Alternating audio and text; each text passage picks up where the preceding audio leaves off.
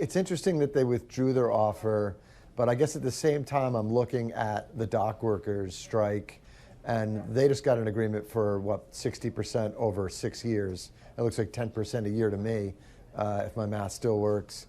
Boeing folks, I think, rejected a contract that was, 30% over 4 years. I think they're probably more highly skilled workers. No offense to the dock workers, but manufacturing airplanes a little more challenging, I think. So I think sort of the withdrawal is Boeing trying to make it feel scarce. I'm not sure that it works. George, the more I think about this story, the more I read about this story, it just doesn't look good from a Boeing perspective in terms of leverage here.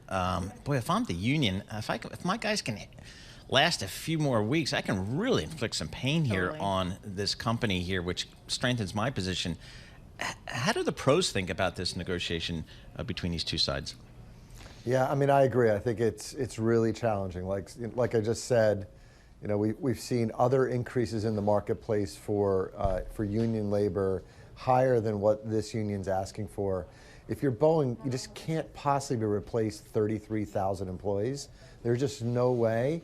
And on top of it, again, they're skilled employees, right? So they're hand-making aircraft, right? And you would have to, if you decided you were going to backfill and train some, you'd have to have people on hand to train the new people coming in to make an airplane well. It's impossible to replace them.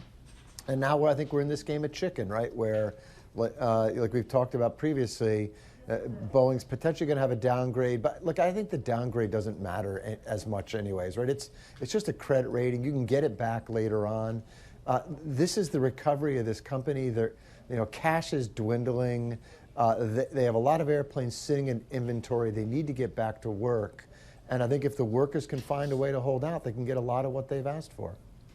So I understand that then Boeing has to front it, right? They have to act like they're also playing hardball. How long do you think they can really realistically sustain that? That's the question, right? Can Boeing last longer than the workers? If the workers can hold out multiple months, I don't think the company can hold out multiple months. I don't think there's customers that aren't getting airplanes. Like Airbus isn't making a lot of hay out of this, right? They're having similar problems with their supply chains, so it's not like they can surge and take a bunch of market share away. But Boeing can't let this go on for 3 or 4 months, right? That would start to hurt, I think, their market share. I think you'd see customers get in the Airbus queue just thinking, look, I just don't know when Boeing's going to right this ship and really build airplanes in large numbers anytime soon. So I don't think they have a quarter. I don't think they have 3 months.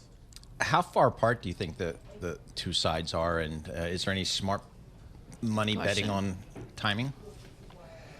So I don't know. I don't know what smart money's betting on right now, but look, it seems like when you pull back your contract and you stop talking, and the union goes to its corner and they're kind of irritated, it seems like something hasn't been set up well, right? To me, frankly, I think it's probably bad negotiating, right? Don't you always kind of try to engage to a certain degree? So to me, it feels like they're really far apart because of just the rhetoric I'm hearing in the press. But look, again, like a lot of things in life, some money can go a long way. It can put smiles back in people's faces. And so, you could be surprised overnight if Boeing turns around and sweetens the offer and tries to get the deal done. But right now, it feels like they're a distance apart.